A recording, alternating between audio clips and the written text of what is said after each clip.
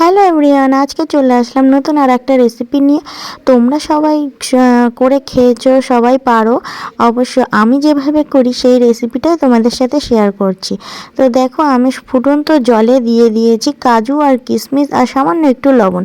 তারপরে পালং শাকগুলো ভালো করে ফ্রেশ করে কেটে ধুয়ে নিয়ে সেটাও দিয়ে দিলাম। সামান্য একটু বয়েল করলেই হয়ে যাবে, বেশি আমি আর বয়েল করতে লাগবে না। 1 মিনিট মতো লেগেছে। তো তারপরে এটা ভালো করে জলটা ফেলে দিয়ে আমি পেস্ট করে নিলাম। আর এখানে দেখো সমস্ত সরঞ্জাম আমি নিয়ে নিয়েছি। এটা আমি নেক্সট একদিন তোমাদের নিরামিষ করে শেয়ার করব। তো আজ আমি যেহেতু আমিষ করছি, তো আমিষটাই আমি শেয়ার করছি।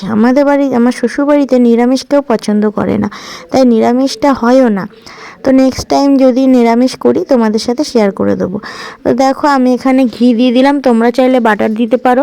তো আমার ঘরে বাটারটা আমি খুব বেশি রাখি না, আমি ঘি বাটার কোনোটাই পছন্দ করি না বলে তাই খুব একটা রাখি না। আর পালং পনিরটা আমিও খাই না, তার জন্য ঘি দিলাম। তো দেখো, ঘি একটু গরম হয়ে গেলে এর মধ্যে গোটা জিরে আর তেজপাতা ফোড়ন দিয়ে একে একে রসুন কুচি আর পেঁয়াজ কুচি, টমেটো কুচি দিয়ে দিলাম। এটা একটু ভাজা ভাজা হয়ে গেলে জিরে আদা বাটা আর ধনে বাটা, লঙ্কা, সামান্য একটু কাঁচা লঙ্কা বাটা দিয়ে ভালো করে মশলাটা কষিয়ে নেব।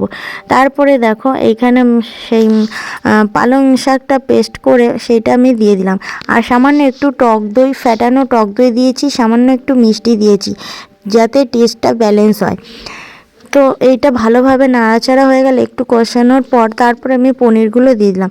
তোমরা চাইলে ভেজে দিতে পারো, আমি কিন্তু ভেজে দিলাম না। তো দেখো, তারপরে হয়ে যাওয়ার পর বেশিক্ষণ হতে সময় লাগবে না, যেহেতু আমার এটা বয়েল করাই ছিল।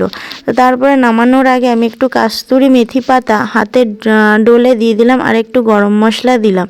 তারপরে ঘি দিয়ে সার্ভ করে নেব।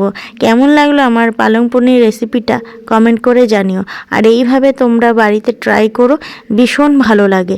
সিম্পল মেনু, সিম্পলভাবে তোমাদের সাথে শেয়ার করলাম।